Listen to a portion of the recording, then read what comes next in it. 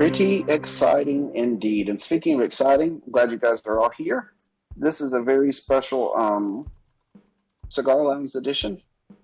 You might have noticed on this event image, it's the image of what I assume to be an atomic bomb going off.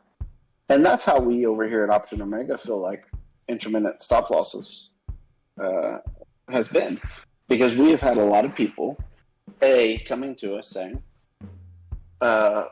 what are intermittent stop losses? That's right. And what are stop losses in general? We've had a lot of good discussions from it. So we thought we would jump in today. This won't be a super long talk. We've got a lot more exciting stuff to get to in the coming weeks, but we wanted to do a talk today and talk through intermittent stop losses. Answer any questions you guys have.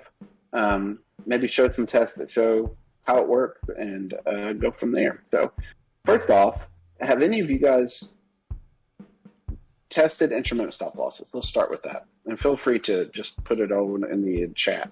Sweet. Has anybody switched a strategy because of the results of that stop loss? Yeah, so there's a couple different things happening. And one of the things is it's a lot more conservative. So let's talk real quick about what NBBO. Now I'm going to quiz you guys a little bit. This is a little test. Okay. Matt and Rusty can't answer, and neither will I. What does NBBO stand for? National Best Bid Offer. I was trying to think of something stupid you could be where it's like New Orleans operational something, but I couldn't figure it out. National Best Bid Offer. National being America, as we said. Best bid offer. And what the heck does that mean? Can someone give like a guess of what national best bid offer means? Pretty straightforward, I imagine, but I just want to talk a little bit because it's so straightforward that it can get confusing sometimes, I think.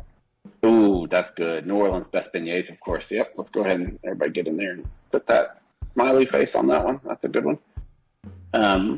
What is the national best bid offer? How does the national best bid offer create a Cafe du Monde of your trade prices? Colorado Cliff, best offer that the market makers are willing to give at the moment. Pretty good, I think. When you have an ask, let's break down this. What is an ask? If you had a bid and an ask, what side is the ask? You're selling and buying, you're bidding and asking. What's the ask? Yeah. And therefore, what's the bid? Just the opposite, right?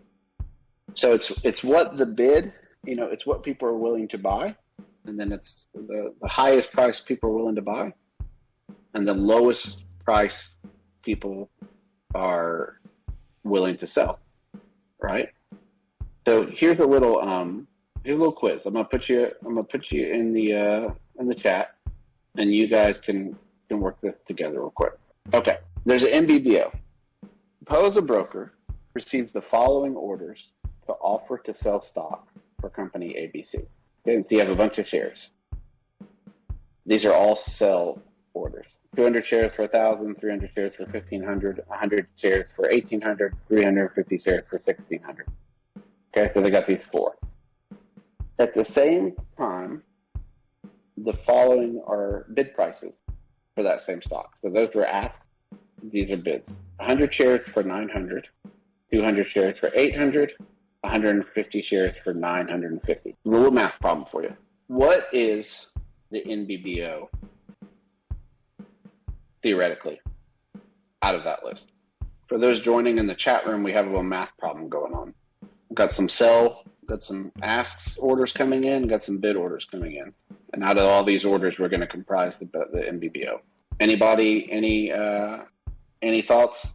Dave Thuno, that's a good question. That's a little beyond this one, but that's a good question. We can talk about that. Divinity, Stefanov, 950, 1,000, right? Now, why would it be 950, 1,000?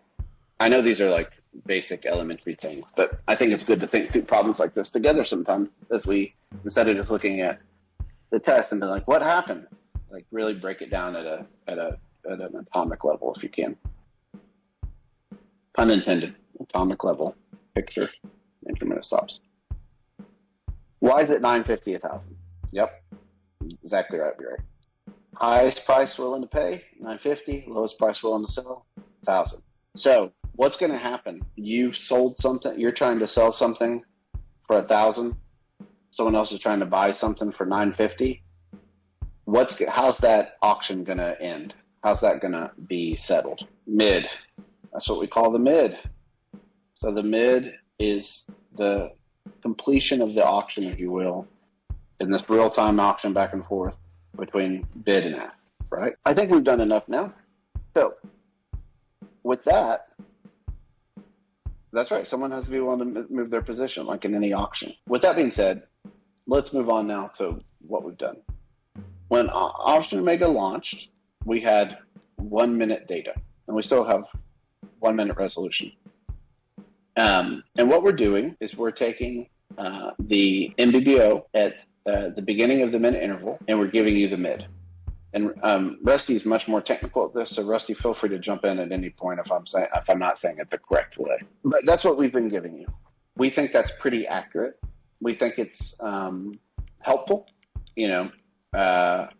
and for the amount of data it is, we think that's a pretty good resolution to start your trading journey on. Definitely more useful than what we were dealing with a couple years ago, which is end of day data, a snapshot taken at 350 every day of the prices. Obviously a lot more accurate than that. But we just launched a couple weeks ago intra-minute stop losses. Yeah, that's right. We started with 5 minutes. Correct. We just launched intra-minute stop losses. Now, what is an intra-minute stop loss? And Rusty, I'm going to go ahead and ask you, just because I like hearing your voice, your calm presence. Rusty, can you explain what the difference is between a 1 minute resolution and an intra-minute resolution as we see it? So the 1 minute resolution, again, is at the start of every minute. We calculate the mid using the NBBO bid ask, right? And then we tester checks both your profit target, stop loss, sees if either of those are triggered. To be conservative, we check the stop loss first. We check all those things at the start of every minute if you don't have this toggled on. That's what we've been doing up until the release, a few releases ago. So then what we added with the Intermittent was, instead of just having the opening NBBO, we have the open, high, low, close of both NBBO and the trade data. Okay, so what is trade data and how does it differ from NBBO? Well, you have actual trades that occurred versus simply bids and asks. And so we actually have the high and low values for all that data, right? But with the high and low for the bid, the high and low for the ask, and the high and low for the trades executed within, thus the term intra-minute.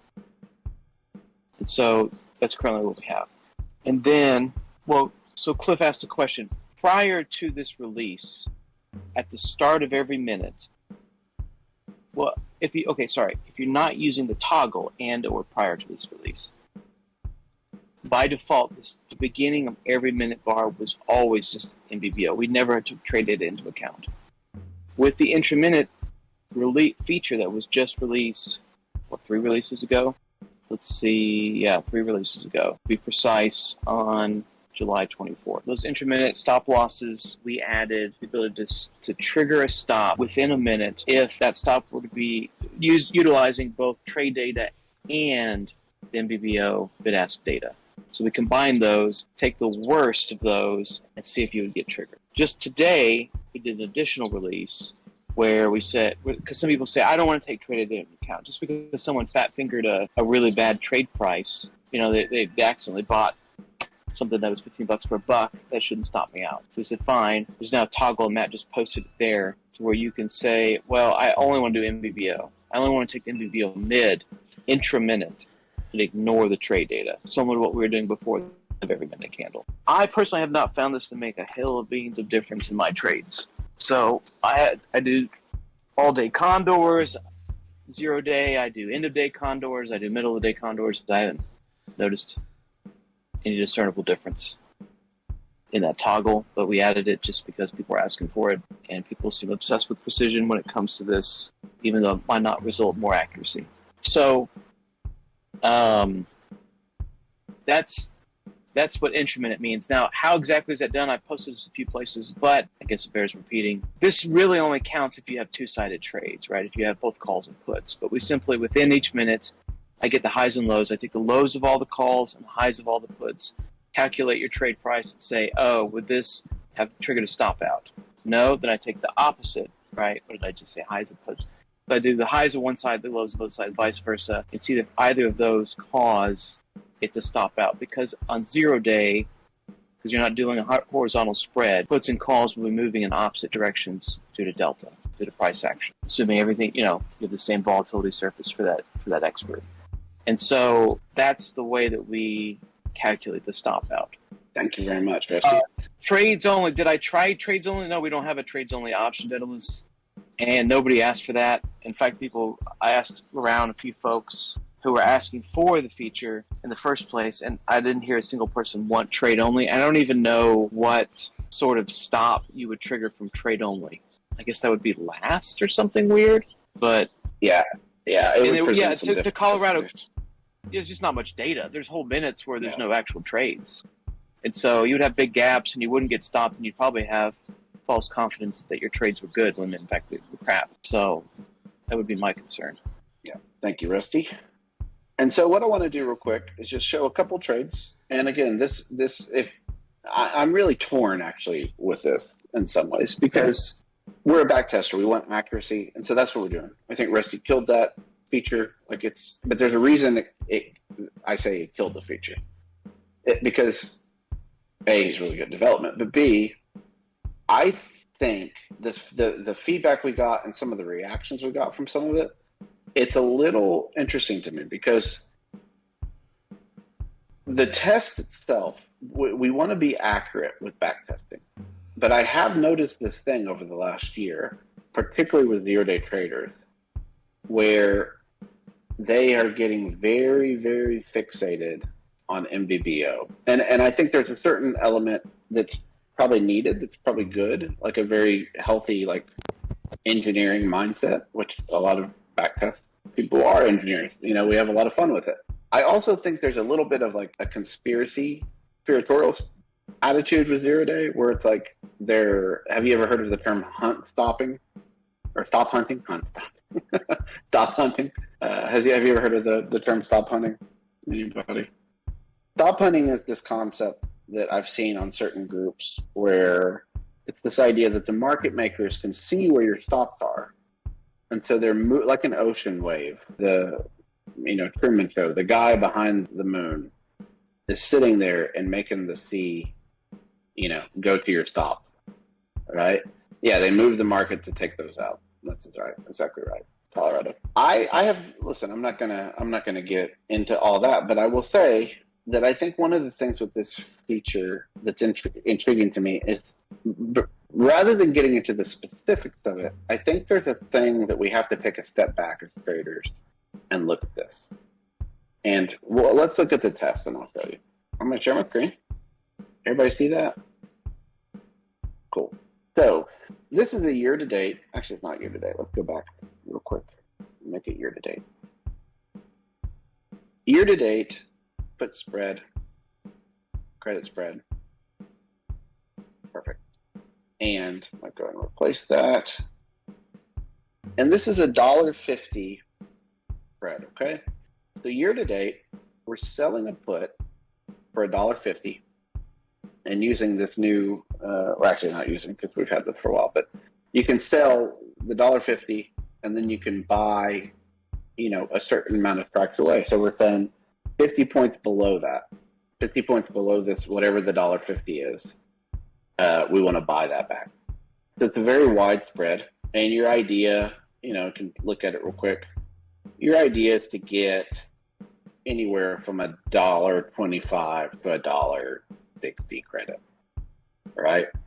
So it's a very low kind of a delta, stuff like that. So that's the trade. Pretty simple. You put it on at 10 a.m. every day, obviously a 0-day. Use the exact strike offsets, allocate 20% of your portfolio, and this trade is only testing one contract. Your stop loss, the only exit condition, is a 300% stop loss. in my mind, a very classical put selling strategy, right? If you're playing the numbers, you want a high win percent, so you let that stop play out at a higher rate, right? Your slippage, just put something in there. Opening fees, closing fees, entry slippage, stop loss slippage, fine. Okay, we got ourselves a little winner here, right? It's 82%. And maybe you test this and you think like, oh, that's nice. An 82% win rate test. I win a lot of times. I get a lot of little $1.50s in my account. Side note, options involve risk are not suitable for all investors. Everything we're talking about is backward looking and not forward looking. Is always consult with your financial advisor.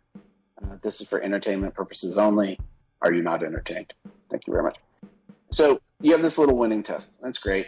I'll share it. Thank you. Put it in here. And you should be able to see it on this screen and get ready. If you click up there, you should be able to see it. Okay.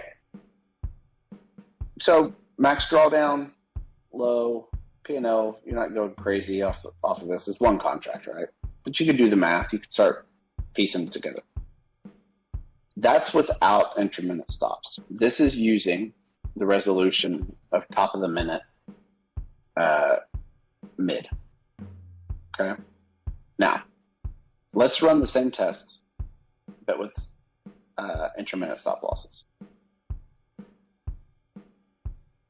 And for right now, we're going to use NBBO plus trades. Remember, we are taking the worst of that, which we will talk about in a minute. So let's run that. Now remember, this is one contract. Simply adding the intermittent stop loss makes this test, brings it way down from 80 something to 78. Obviously a negative mark, P&L, negative P&L. Why? Why did that happen?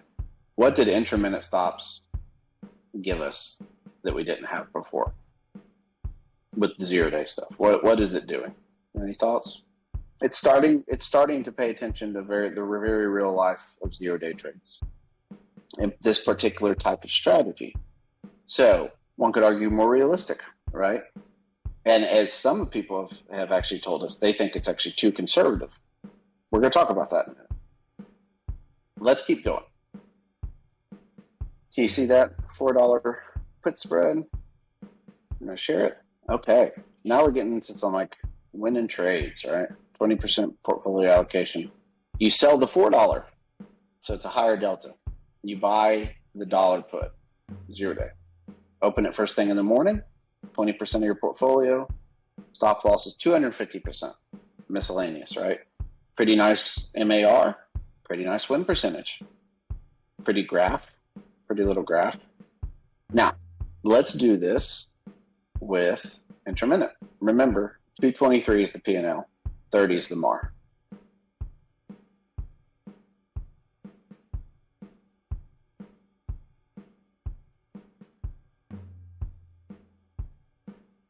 MAR 27, P&L 188.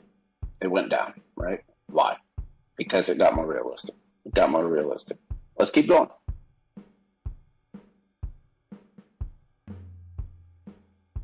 A 5 delta put spread. This is the classic. I mean, this is just a real classic.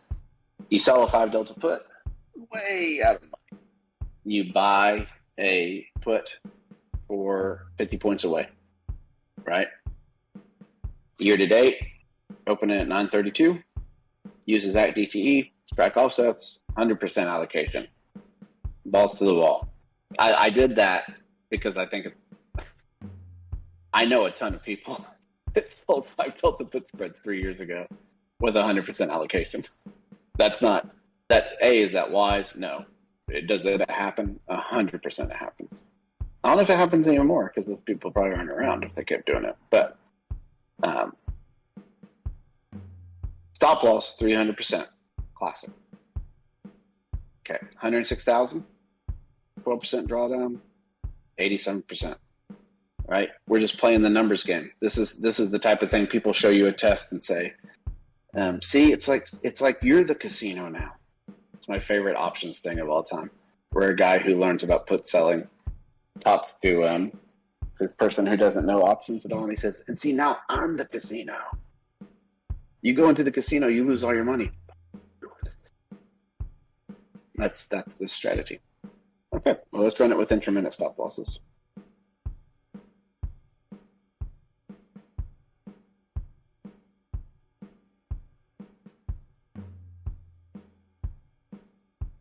So over 50% reduction, still winner, but it went from perhaps a really something you might think to do you really want to allocate 100% portfolio for that MAR, for that graph? I don't know, you might. But the point is, we've given you the ability to see that now. And this takes us back to kind of like a final happy thoughts with Troy, or unhappy thoughts with Troy. If you find yourself, when this feature came in, and your tests that you were trading now are significantly worse, there's two routes that you can go in life, right? You can go in the life route of saying, well, we need to get more accurate, right? And to be fair, we certainly want to. We always want to increase accuracy. We think we have done that. We will continue to do that in everything we do. But the other part of it is, maybe it's just not the strategy for you. That's okay. That's the beauty of options. That's the joy of options. If you find yourself and you say, okay, it's not as good as I thought it was going to be, but it's still a high win percentage. It's still the type of trading I want. But selling, that's what I want. Okay, that's great. That's completely fine. That's your choice. But if you found yourself looking at that test and being like, well, this is unrealistic, I want to just give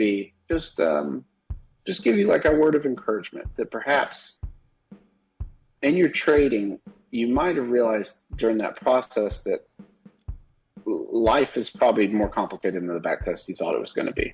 You're probably going to get stopped out more. And one of the critiques we've had is that it's too conservative. We want to be too conservative. Right? We will never apologize for being too conservative. Do we punish your tests on purpose? Certainly not. Will we try to make it as accurate to life as possible? And if there's discrepancies where there's times you're going to get stopped out more in life you might not have, we will take the getting stopped out more. Why are we doing that? Because particularly zero-day strategies, you can absolutely get wrecked on those. We're not a brokerage. We don't feel the responsibility for that. But we do feel some sort of responsibility for saying, when you're doing a back test, when you're testing these strategies, don't get hung over the moon for a test without trying to be realistic as possible. And also, the certain tests require more realism. And so, if you're trading zero-day spreads, turn that stop loss on. Turn intermittent stop loss on, because it's going to give you a more accurate kind of understanding of stop. And if anything else, even if it's not as accurate, it's going to give you an overall more precise view of what that test is possible of in stop. Does that make sense at all? I feel like I'm just like your uncle, that's like kind of drunk, and like you don't really understand what they're saying, but they're passionate about it. You're at a party. Your mom can tell you're uncomfortable, so it's like, hey, come on in, guys. You know,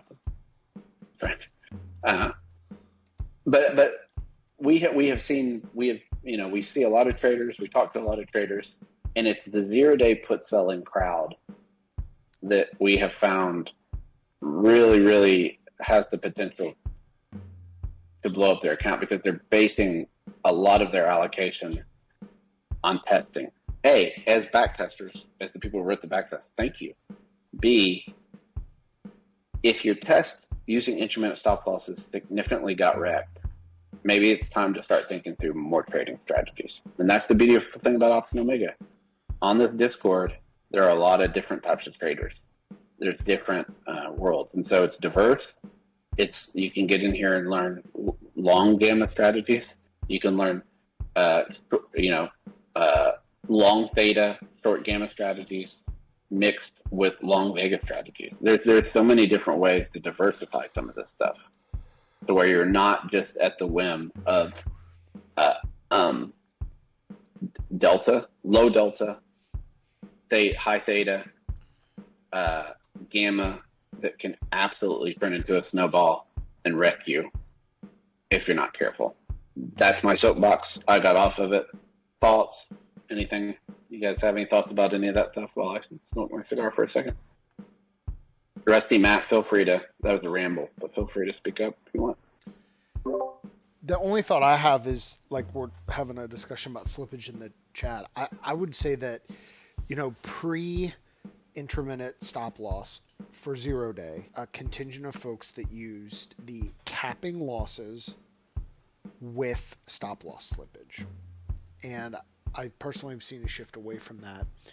My comment is just, please use appropriate slippage. Even with intermittent stop loss, just talking with somebody here in the chat about, you know, an end of day, even on one contract, an end of day, you know, condor that turns into a straddle, or, you know, something very close to the money. If you've talked to anybody who's traded this stuff for any amount of time, you will hear stories of people getting $1, $2, $3 of slippage from their broker in a during a move, even not that big of a move sometimes. So it obviously depends on the context, depends on the vol environment, etc., etc. So my one note is, please continue to use appropriate slippage for what you are backtesting. That's all I want to say. Use appropriate slippage.